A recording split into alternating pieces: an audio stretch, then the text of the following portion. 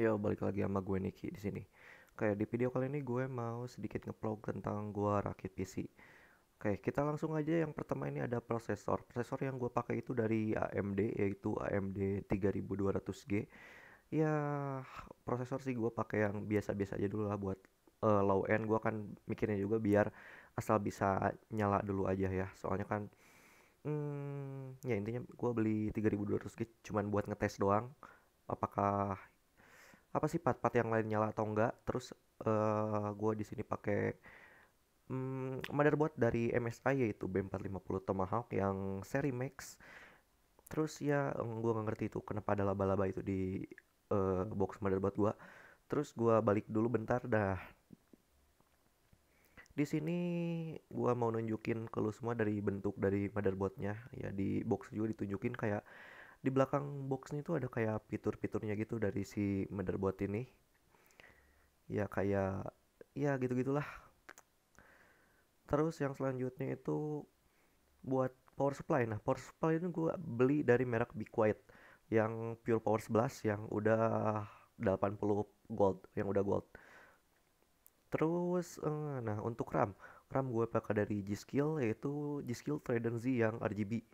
Yang ini tuh dia itu 3200 MHz sama jalan ICL16. Selanjutnya ini ada ya SSD gue pakai 120 gigaan karena kan udah gue bilang tadi gue mikirnya juga asal bisa nyala dulu doang gitu. Terus nah di sana tuh ada casing sama monitornya, entarlah dipasang. Oke, dan ini adalah penampakan dari motherboardnya. Lo bisa lihat di sini ya. Gue udah pasangin si prosesornya sama si pennya biar gak ribet. Gue langsung udah pasang aja lah, gak tunjukin videonya.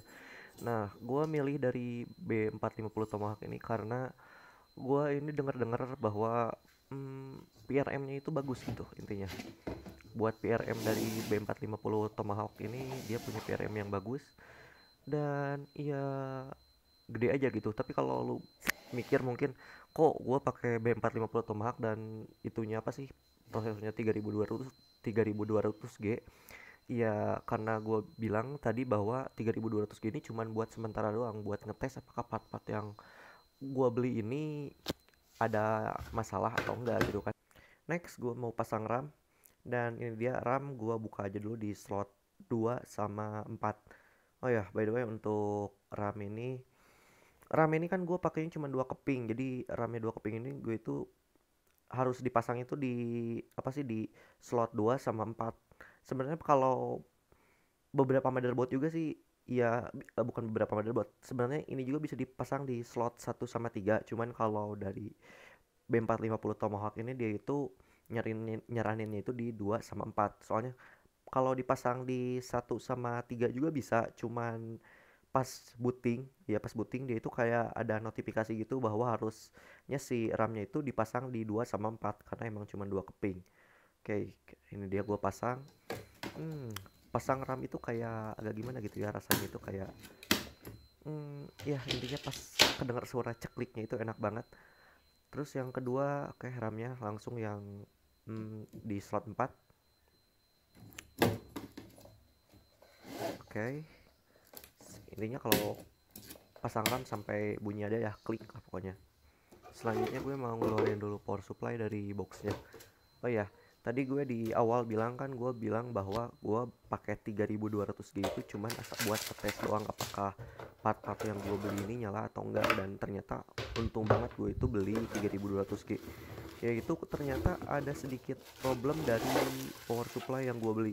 Nah, kalau lu lihat di video ini power supply yang gue beli itu adalah eh, apa sih yang gue beli itu adalah emang sama Biquet Pure Power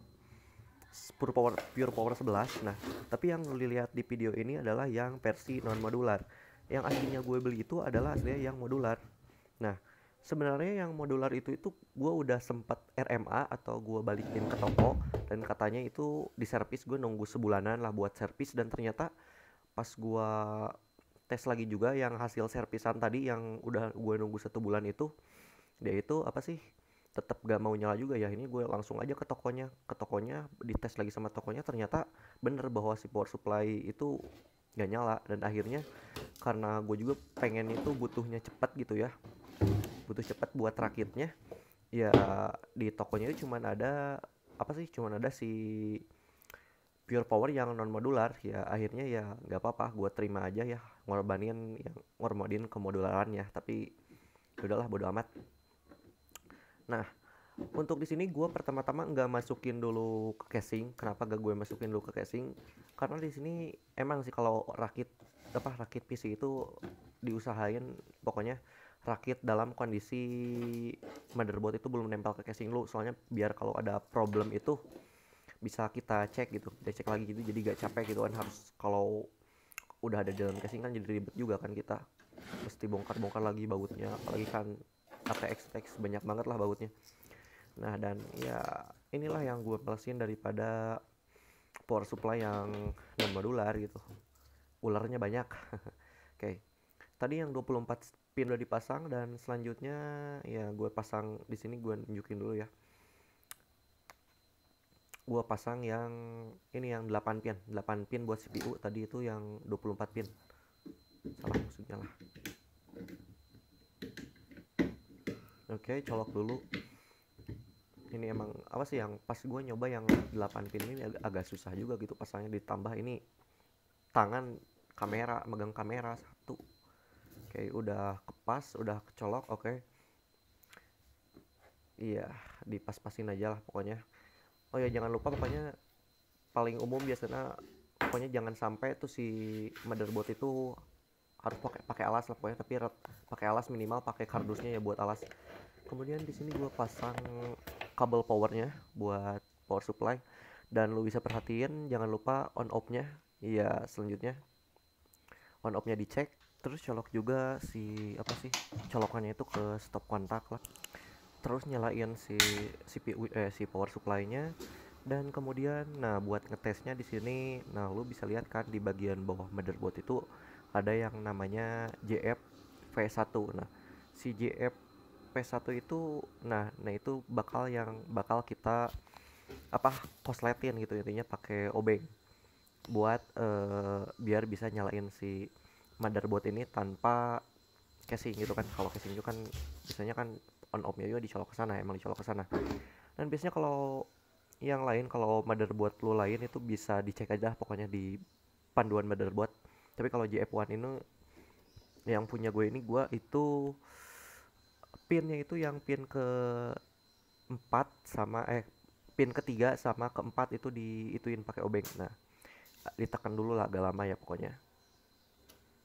Dan lu bisa lihat kalau udah dikosletin gitu, si PSU-nya bakal muter pennya, terus bakal dilihat. Nah, di sana juga ada LED debugnya ya, kalau pasti ada sih, setiap motherboard pasti ada LED debug. Nah, kenapa di sini LED debugnya itu nyala juga, karena iya gak dicolok monitor gitu, gak dicolok monitor ke gua kan, karena si motherboard ini gak gua colok ke monitor gitu. Tapi ya udah, intinya kita udah tahu bahwa udah gak ada problem, udah nyala, ya artinya ya udah.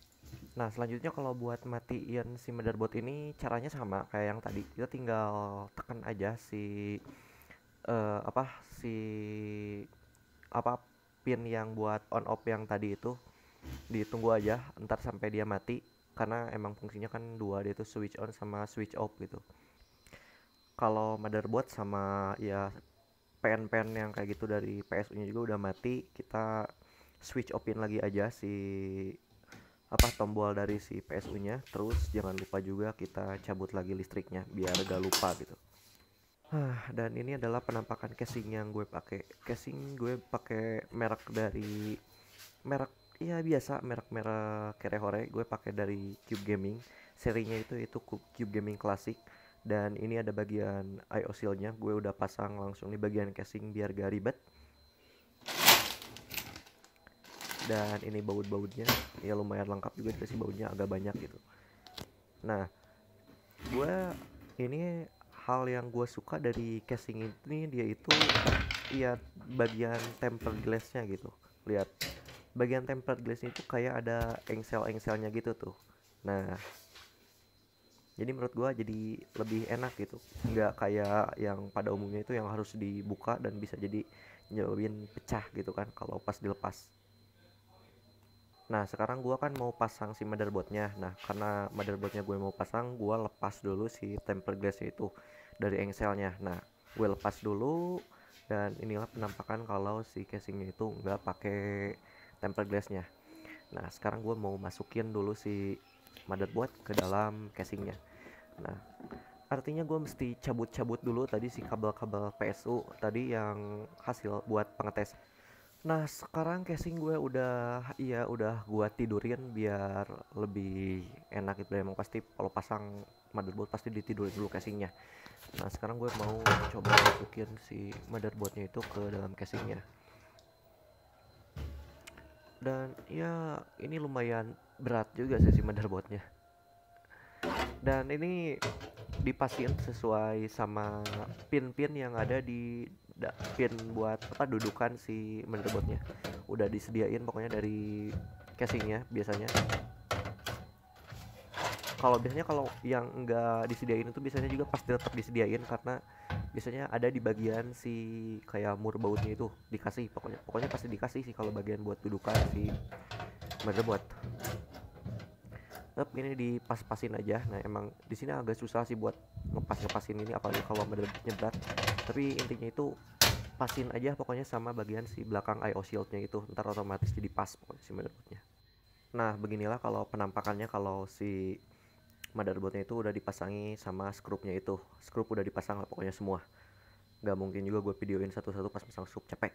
Nah ada tips pokoknya kalau masang skrup motherboard ke casing. Nah diusahain masangnya itu nyilang gitu.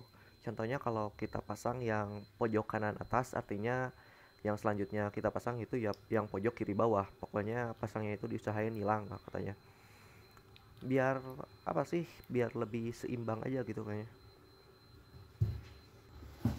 Next selanjutnya gue mau buka dulu bagian belakang casing ini, koper casing tadi yang udah pasang motherboard. Gue baru buka sekarang sih ya, biar lebih enak aja tadi. Nah kalau gue suka banget itu sama casing model sekarang gitu. Model-model casing sekarang itu kayak buka tutup bongkarnya enak banget itu kan, kayak tadi kan udah pakai baut-baut yang bisa dibuka pakai tangan gitu kan. Nah sekarang gua buka dulu. Nah ini penampakannya kalau udah dibuka. Nah inilah bagian yang paling agak gak enak dilihat gitu pas rakit PC, soalnya ntar bakal banyak banget ular-ular. Ini udah kita lempar aja bagian backupernya. Oke selanjutnya yang paling utama dulu sih kayaknya, gua mau pasang dulu si apa itu, power supply. Nah power supply gua mau pasangin dulu ke bagian casingnya. Nah ini power supply udah gue pasangin ke casing dan udah gue skrup juga. Oh ya ngomong-ngomongin soal skrup. Skrup ini sebenarnya gue ini dikasih dua dari box Be Quietnya, itu dikasih apa sih? Dari Be Quiet dikasih juga, sama dari casing juga dikasih juga si skrupnya. Nah sama kabel tie juga sih sebenarnya. Tapi buat ini, buat di sini gue pakai dari si casingnya aja biar gak usah apa sih, gue biar enak aja gitu. Jadi yang skrup tambahan dari motherboard gue simpan aja gitu kalau buat cadangan kalau hilang. Nah yang gue lakuin selanjutnya di video ini, gue udah pasangin tadi tarik kabel buat si 8 pin sama 24 pin. Jadi si kabelnya itu langsung aja pasangin ke motherboard. Pas tadi udah pasang PSU langsung colok-colokin aja kabel yang ke motherboard gitu. Terus yang gue pasang selanjutnya itu adalah pas SSD yang SATA. Gue colok aja langsung dari SATA 1, yaitu SATA 1 ke langsung ke SSD-nya. Terus powernya juga power dari power supply dan gua pasang. Lihat penampakan kabel-kabel di belakangnya, udah parah banget inilah pokoknya. Udah pasang SSD, yang gua pasangin selanjutnya itu tinggal sentuhan terakhir sih. Ini sentuhan terakhir dari casing ya, yaitu tentang front panel, kabel front panel. Nah front panelnya itu menurut gue ini dari casing ini kayak agak kurang rapi gitu ya, gimana dari front panelnya. Tapi ya udahlah bodo amat, yang penting gak bakal terlalu kelihatan juga. Nah kalau ini adalah sentuhan paling akhir banget, yaitu ngerapihin kabel. Nah ngerapihin kabel ini sebenarnya opsional, tapi biar lebih enak doang sih kabel-kabel yang ada di belakang ini dirapihin. Nah kayak gue ini kabel-kabel yang banyak yang ulur-ulurnya itu gue masukin ke dalam, tapi ya masih tetap aja kelihatan kurang rapi gitu. Gak apa-apa juga sih kalau kurang rapi juga, karena ya bisa lihat lah, karena kabel-kabel tadi bakal ditutup sama bagian dari back panelnya si casing. Dan oke, casingnya gue balikin, dan iya, inilah dia penampakannya setelah beres dipasang-pasang. Menurut gue cukup oke juga lah.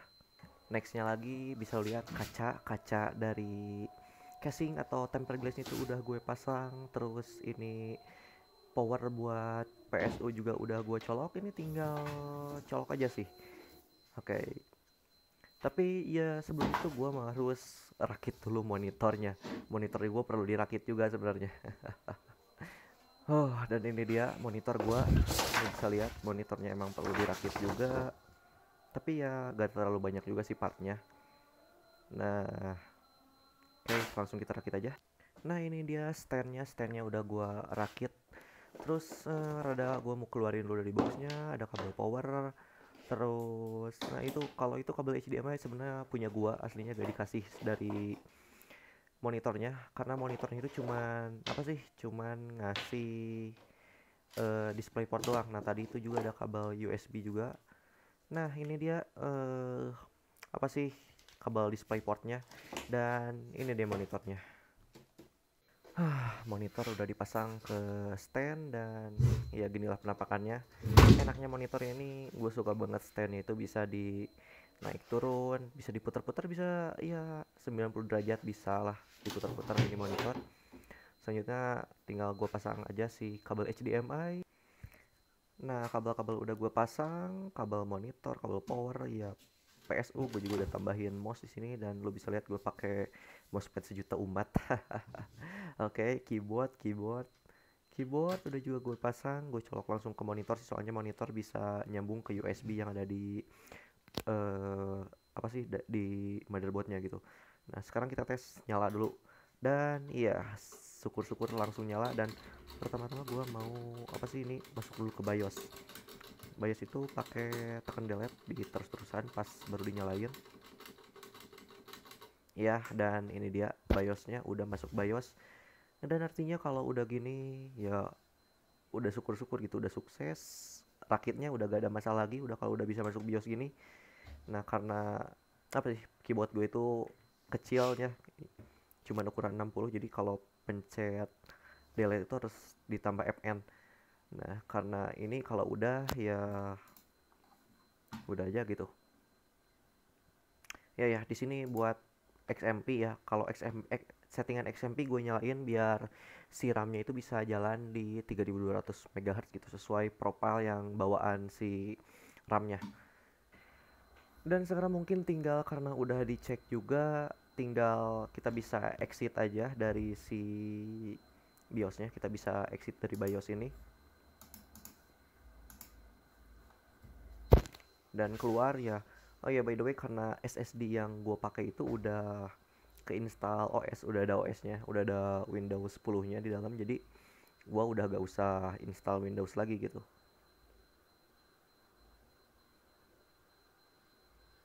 Dan ya, dia lagi booting Windows.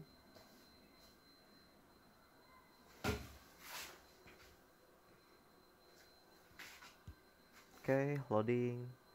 Dan ya, udah masuk Windows, dan oke, installannya sukses sebenarnya. Dan lumayan lah, oke, nyala-nyalanya ini dari casingnya. Cuman gak apa-apa lah, meskipun cuma dikasih satu pen dari si casing. Dan oke, itu penampakan lap. Gue lupa nurunin, yaudah gak apa-apa. Nah,